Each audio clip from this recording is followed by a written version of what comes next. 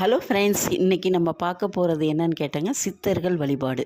சித்தர்கள் வழிபாடுங்கிறது வாழ்க்கையில் ரொம்ப எல்லாருக்குமே, ஒரு சில ராசிகளுக்குமே சித்தர்கள் வழிபாடுங்கிறது மிக அவசியமான ஒரு விஷயமா இருக்குது. கடவுளை கும்பிட்றது, பித்ருக்கள் கும்பிட்றது, அதை தவிர இந்த இந்த சாரி இந்த அதாவது சித்தர்கள் அந்த ஜீவ சமாதி அடைஞ்ச இடத்துல போய் சாமி கும்பிட்றது, இதெல்லாம் ரொம்ப ஒரு நம்மளுடைய பல பிரச்சனைகளை தீர்க்கறதுக்கான ஒரு அற்புதமான ஒரு செயல்பாடாக தான் இருக்கும் இது.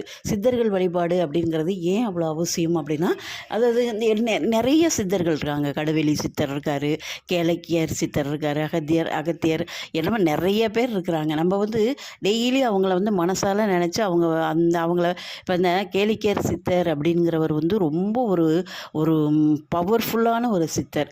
அவரை நம்ம வேண்டிக்கிட்டு, நம்மளுக்கு இப்போ ஏதோ ஒரு பிரச்சனை நம்ம மைண்டில் ஓடிக்கிட்டே இருக்குது, அந்த பிரச்சனை தீரவே இல்லை, அது தீரணும் அப்படின்னு நம்ம யோசனை பண்ணிக்கிட்டே இருக்கிறோம். அதாவது யார் என்ன சொன்னாலும் இந்த மாதிரி டயத்தில் ஒரு மனசுக்குள்ளே ஒரு கஷ்டம் இருக்கையில், ஒரு பயம் இருக்கையில், ஒரு பிரச்சனை இருக்கையில் நம்ம என்ன பண்ணுவோம், ஆட்டோமேட்டிக்காக நம்ம மனசு யாரை தேடும், யாருடா நம்ம பிரச்சனைகளை தீர்ப்பா, மனிதர்களை தவிர நம்ம யார் நம்மளுடைய பிரச்சனைகளை தீர்க்க முடியும்னா அது கடவுள் ஒருத்தரால் தான் நம்ம பிரச்சனைகளை. ஏன்னா சில பிரச்சனைகள் மனிதர்களாலாம் தீர்க்க முடியாது, கடவுள் மனசு வச்சா தான் மனிதர் மூலமாக அவர் நம்மளுக்கு உதவி செய்யலாம். அந்த மாதிரி இருக்கையில் சித்தர்கள் வழிபாடு அப்படின்னு கேள நம்ம உண்மையிலே பயபக்தியோடு இந்த பிரச்சனை தீர்ந்துச்சு, அதுக்கப்புறம் அவரை நினைக்கல, அவரை நாங்கள் பாட்டுக்கு எங்கள் வேலையை பார்க்குறோம் அப்படின்லாம் இருக்கக்கூடாது. எந்த ஒரு கடவுளை வணங்கினாலும் சரி, சித்தரை வணங்கினாலும் சரி, யாரை வணங்கினாலும் முழு நம்பிக்கை வேணும். முதல்ல நம்பிக்கையோடு செஞ்சுட்டு அவர் சன்னதிக்கு போகிறோம், அல்ல சமாதிக்கு போகிறோம், வணங்குறோம், பூ போடுறோம், எல்லாம் பண்ணுறோன்னு நம்ம செஞ்சுட்டு வரோம். நம்மளுடைய பிரச்சனைகளை நிச்சயமாக 100% தீர்த்து வைப்பாங்க. ஏன்னா நம்மளுக்கு ஒரு கஷ்டம் அப்படிங்கிற நம்ம ஒருத்தரை போய் நம்ம ஒருத்தர்கிட்ட நம்ம போகிறோம், ஒரு ஜீவ சமாதிக்கு போகிறோம், இல்லை ஒரு சித்தரை வணங்குறோம் அப்படின்னா நம்மளுடைய பிரச்சனைகள் சால்வ் ஆக போகுது அப்படிங்கிறதுனால தான் இதை நம்ம கேள்விப்படுவோம். அது வரைக்கும் நம்மளுக்கு இந்த மாதிரி ஒரு மைண்டில் ஒரு ஃபிக்ஸே ஆகிருக்காது, நம்மளுக்கு மைண்டில் அது நினச்சிருக்காது. கடவுள்கிட்ட வேண்டுவோம், குல தெய்வத்திட்ட வேண்டுவோம், இஷ்ட தெய்வத்திட்ட வேண்டுவோம். அதையும் மீறி நம்ம இந்த மாதிரி விஷயங்கள் கேள்விப்படையில் சரி இது ஒரு முயற்சி பண்ணி பார்ப்போம், அவர்கிட்ட வேண்டனமா நம்ம கஷ்டம் தீருமா அப்படிங்கிற 100% தீரும். ஏன்னா உங்களுக்கு அது காதில் விழுந்து அந்த கஷ்டம் தீர்றதுக்கான ஒரு வழியை காட்டியிருக்கு கடவுள். நீ இவரை வணங்கினா உன்னோட பிரச்சனைகள் தீரும் அப்படிங்கிறதுக்கான ஒரு வழிவகுக்கிறது தான் நம்மளுக்கு இந்த செயல்பாடு. நம்ம அவரை பற்றி கேள்விப்போம். அதுமாரி இந்த கேளிக்கையர் சித்தர் அதாவது சொல்லுவாங்க, நான் அவரை ரொம்ப என்ன தேவையோ அதை நினச்சி ஓம் கேளிக்கையர் சித்தர் நமோ நமக அப்படின்னு சொல்கிற மந்திரத்தை நம்ம சொல்லிக்கிட்டே இருக்கலாம்.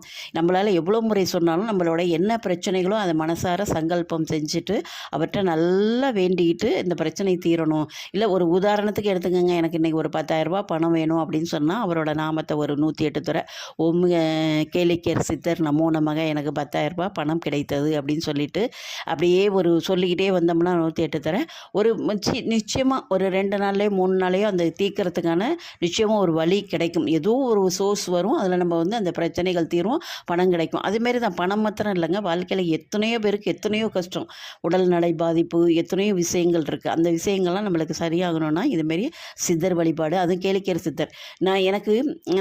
எனக்கு சொன்னோன்னே நானே என்ன பண்ணேன், நம்ம எல்லாருக்குமே கஷ்டம்தான், யாருமே கஷ்டம் இல்லாத மனிதர்களே நாட்டில் கிடையாது.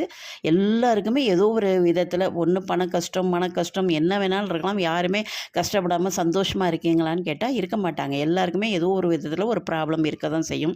அப்படிங்கல நான் எனக்கே ஒரு மைண்டில் கேள்விப்பட்டோன்னே சரி நம்மளும் நம்ம வேண்டுவோம் அப்படின்னு சொல்லிட்டு வேண்டினேன். எனக்கு பண தேவை, அப்போதைக்கு ஒரு பண கஷ்டம் தேவை. ஆனால் எனக்கு நான் கேட்ட அளவுக்கு பணம் கிடைக்காட்டியும் அதை நான் சொல்லி முடித்தோன்னே எனக்கு ஏதோ ஒரு சோர்ஸில் ஒரு 3,000 ரூபா கிடச்சிது. அந்த மாதிரி இப்போ 10,000 ரூபா கேட்குறோம், 3,000 ரூபா கிடச்சிச்சு அப்படிங்கிற அடுத்த சோர்ஸ்க்கான அந்த 7,000க்கான ஏதோ ஒரு வழியை கடவுள் நம்மளுக்கு வழிவகுப்பார் அப்படிங்கிறது எனக்கு உறுதியாக தெரிஞ்சிச்சு. அதனால் எதை செஞ்சாலுமே சரி நம்பிக்கையோட ஒரு அகல் விளக்கு, சித்தர்கள் உங்கள்கிட்ட சமாதியெல்லாம் போக முடியல, வீட்டில் ஒரு நெய் விளக்கு ஏற்றி வச்சு அதே அவர் கேளிக்கை சித்தரை அவரை பாவிச்சு அவர்கிட்ட மனம் உருகி மனமாற நம்பிக்கையோட வேண்டிக்கிட்டு அவரோட நான் சொன்ன இந்த ஓம் கேளிக்கையர் சித்தர் நமோ நமக உங்களோட என்ன ப்ராப்ளமோ அதை சொல்லி நல்லா சங்கல்பம் செஞ்சு 108 தடவை சொல்லிக்கிட்டே வந்தீங்கன்னா நிச்சயமாக உங்களுடைய பிரச்சனைகள் உடனடியாக படிப்படியாகவும் தீரலாம். அதாவது ரொம்ப பெரிய பிரச்சனை படிப்படியாக குறைச்சிட்டு வர்றது உங்களுக்கு தெரியும். ஒரு சாதாரண பிரச்சனை அப்படின்னா நிச்சயமாக உங்களுடைய சூழ்நிலை வந்து கண்டிப்பாக ஒரு விதத்தில் மாறி உங்களுக்கு அவருடைய பரிபூரண அருள் கிடைக்கும். ட்ரை பண்ணி பாருங்கள். கேளிக்கர் சித்தர் வந்து ஒரு அதாவது கேட்டதை கொடுக்கக்கூடியவர். அவர் நம்மளுடைய மனசில் உள்ள கவலைகளை போக்கக்கூடியவர். நிச்சயமாக இதை ட்ரை பண்ணி பாருங்கள். உங்களுடைய பிரச்சனைகள் எதுவாக இருந்தாலும் அவர்கிட்ட சொல்லுங்கள். ஏன்னா நம்ம போய் இப்போ அடுத்தவங்கள்ட்ட சொல்லையில் சொல்யூஷன் கிடைக்கும், மன ஆறுதல் கிடைக்கும். ஆனால் அவள்கிட்ட பரிபூரணமான அந்த கவலையிலேருந்து விடுபடுறதுக்கான ஒரு வாய்ப்பு கிடைக்கும். அதனால் இதை ட்ரை பண்ணி பார்த்துட்டு எனக்கு கமெண்ட் பாக்ஸில் கொடுங்க. இந்த பதிவு உங்களுக்கு பயனுள்ள பதிவாக இருக்கும்னு நினைக்கிறேன். பிடிச்சிருந்தால் லைக் பண்ணுங்கள், ஷேர் பண்ணுங்கள். உங்கள் ஃப்ரெண்ட்ஸ், ரிலேஷன் எல்லாருக்குமே நீங்கள் இவரை பற்றி சொல்லலாம். மறக்காமல் எங்களுடைய சேனலை சப்ஸ்கிரைப் பண்ணுங்கள். எங்களுடைய பதிவை பார்த்த அனைவருக்கும் நன்றி. மீண்டும் ஒரு அருமையான பதிவுடன் சந்திக்கிறேன். நன்றி, வணக்கம்.